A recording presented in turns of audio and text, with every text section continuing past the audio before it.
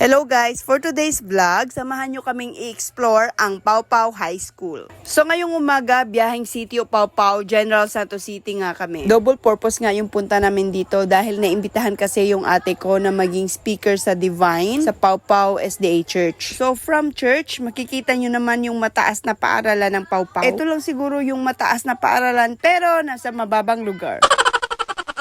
So yan, pababa na kami sa Pau Pau High School. Liuko, abri ang gate, guide! Ang cute talaga ni Nathan.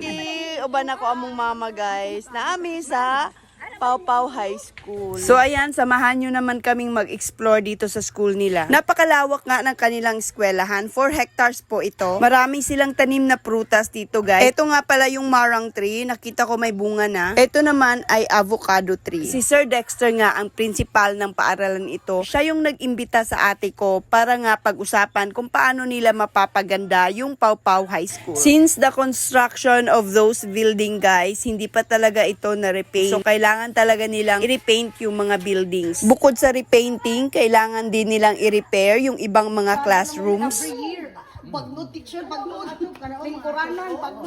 Ito nga pala yung kanilang mini stage. Malapit na ang graduation, so kailangan talaga itong pagandahin. Agaw pansin din talaga yung kanilang unique na bagtingan.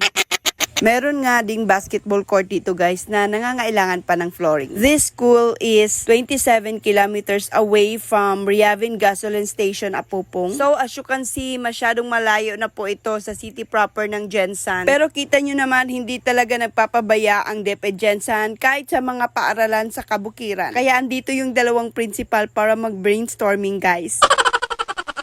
Pau Pau High School really needs more stakeholders to provide better environment for the students. If you have blessings to share, you can send me message or you can send message to the Pau Pau High School official FB page. Thank you for watching. This is Gracia. Follow me for more.